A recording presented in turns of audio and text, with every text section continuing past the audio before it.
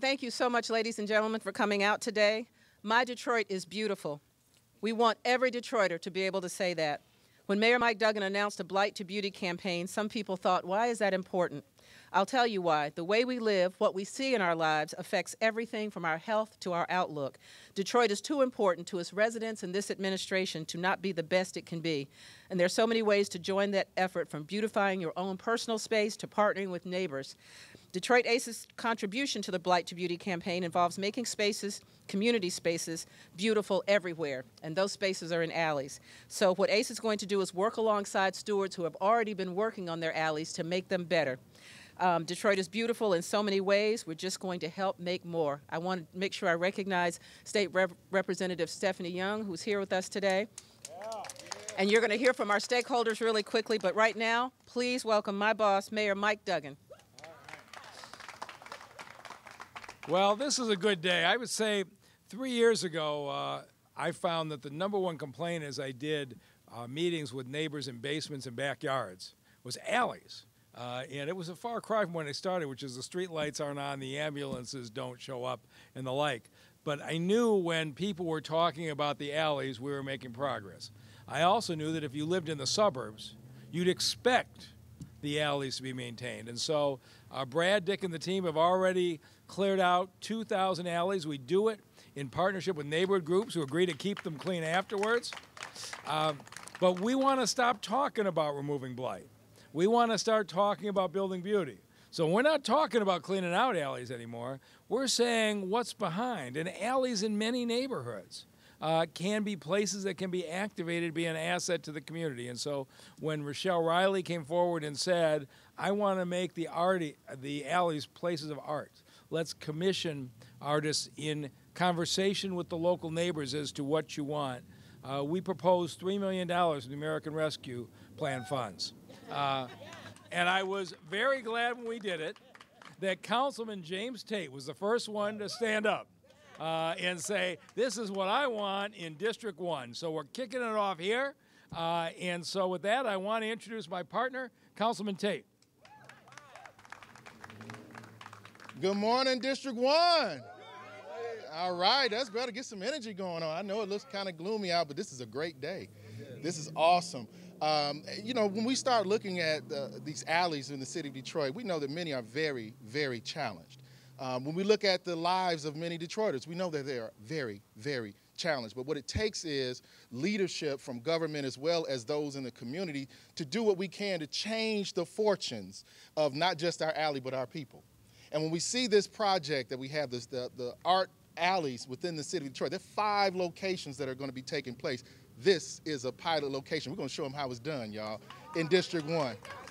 That's exactly what we do. For many of you, you remember what this alley looked like many years ago. And if it wasn't for the blessing of us, of having John George, the Motor City Blight Busters, as well as Alicia George here with the Java House, my brain is going, with the Java House, who knows where we would be right now.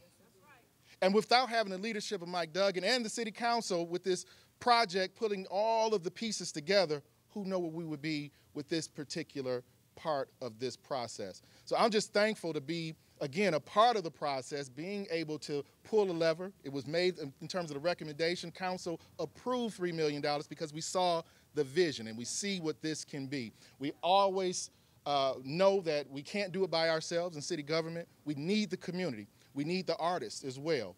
Everyone coming together makes this a much better city of Detroit, and we're well within our way. Way better than where we were, but we got a long way to go, but we're going to make sure that we get to where we are for the behalf of the residents of the city of Detroit. God bless you all, and thank you so much. We appreciate you. And back to Rochelle Riley.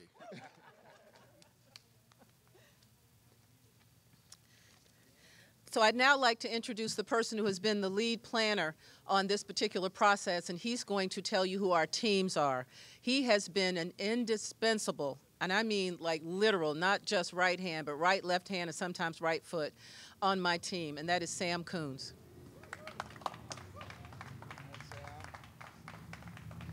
Thanks, Rochelle. I really appreciate it. And My name's Sam Coons. I'm a program manager with the ACE office for the city of Detroit.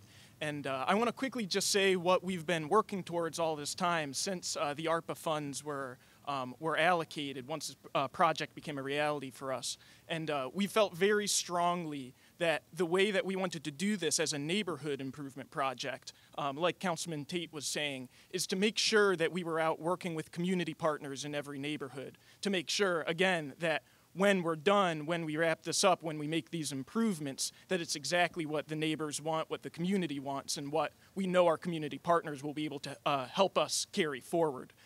So we'll be, in each of our 5 sites, we will be working with our community partners, who we'll have a chance to hear from a couple of them soon, but developing designs with them through this summer, through this fall, to make sure that the improvements that we bring on board in each of these alleys are going to fit each of the contexts that we're in across the city. Again, we've got 5 sites or neighborhoods all across the city, and we have stellar help for that too. We have an incredible engineering and design team on board. OHM Advisors is leading this group for us. They have Living Lab, which is an excellent landscape architecture and design firm, also helping.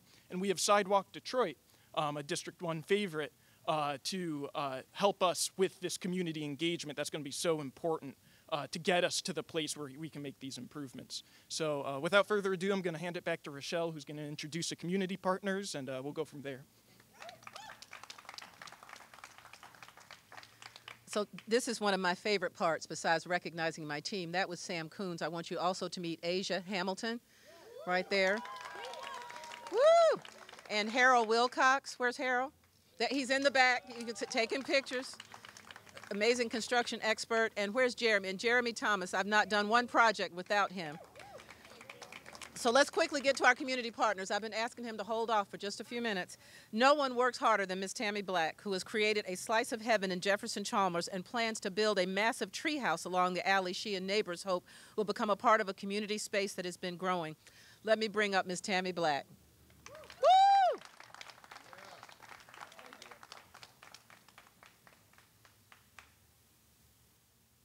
Hello, everyone. I'm very, very excited to be here.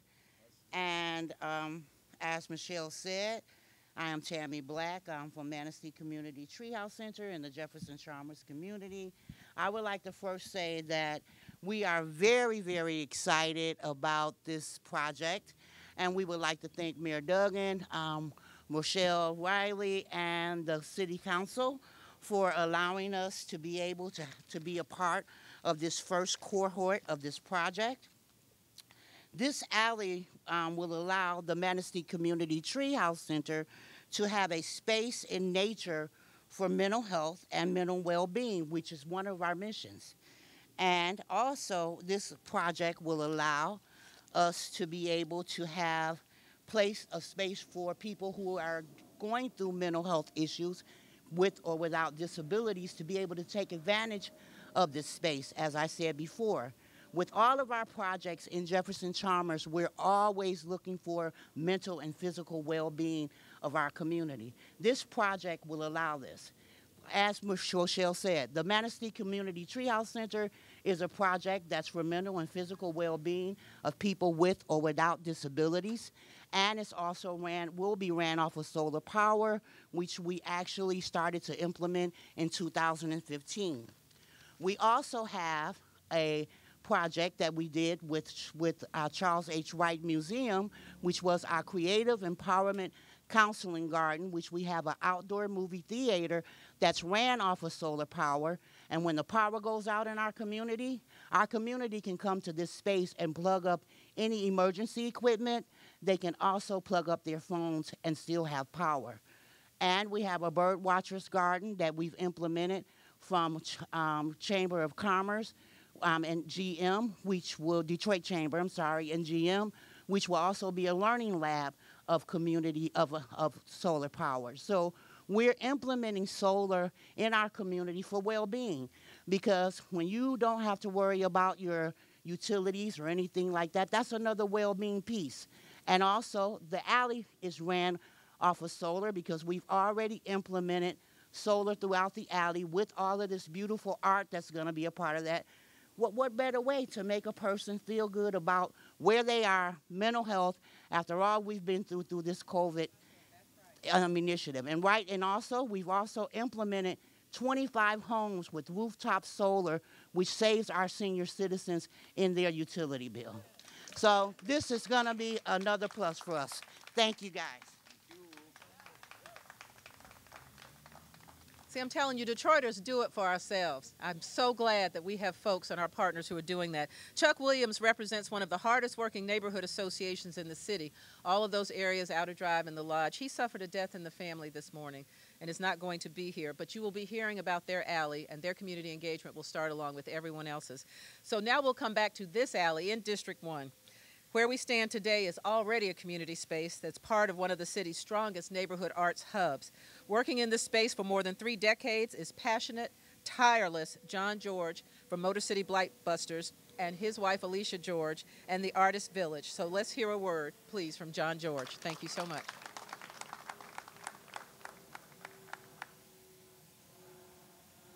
Thank you, Rochelle. Of course, I want to thank the mayor, James Tate, and the city council for supporting this effort.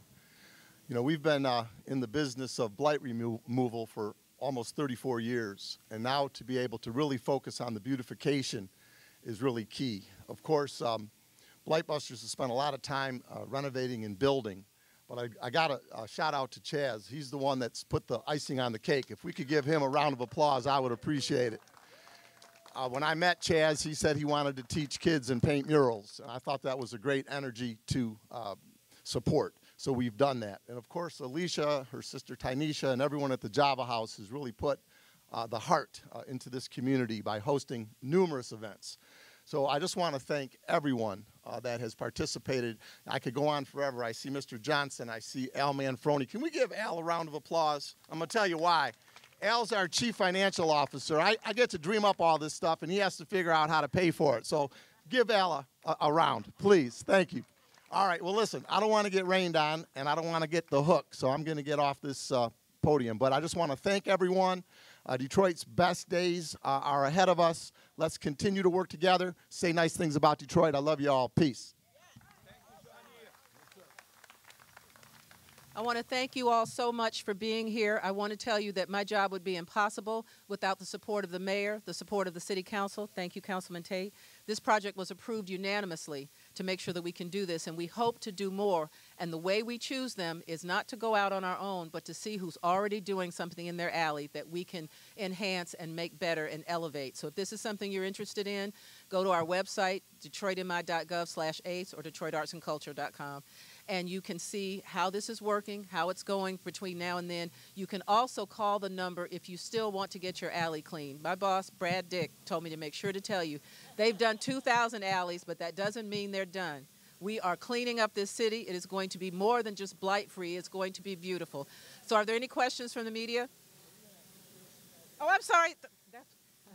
Let me tell you, the whole reason I was talking about city council support is because my Councilman Fred Durhal, is here from District 7. Thank you so much.